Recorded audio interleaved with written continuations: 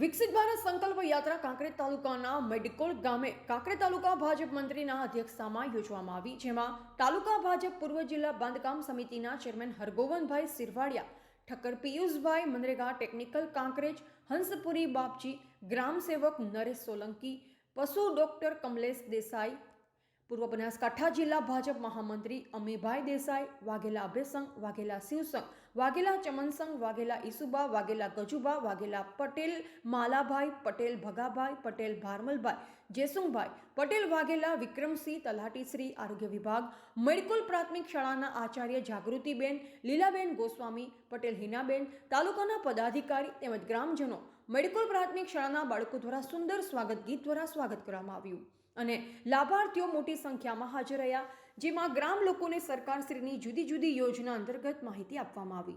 તો સાથે આભા card, Ayushman Bharat card તેમજ કીટનું પણ વિતરણ કરવામાં આવ્યું હતું. મોદી સાહેબે નારી સશક્તિકરણ માટે કરીને રાજકીય રીતે પણ 50% ભાગીદારી ઈસ્યુ આપ્યો છે.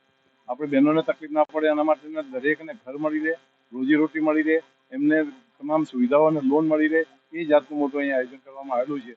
18 જાતની જે યોજનાઓ છે એમાં સૌથી વધારે જો ચિંતા કરી હોય તો મહિલા વર્ગની જ કરી છે, પછી યુવાનોને, કિસાનોની. મેડિકલ ગામ અને મારું નામ ભગાભાઈ. પછી હું શા માનું છું કે આ નરેન્દ્ર મોદી આટલું આવ્યું છે વાપરાનું તો સારું એમ જાય. બહુ આભાર. રિપોર્ટર સંજુબા વાઘેલા, બોધિક ભારત, કાંકરેજ.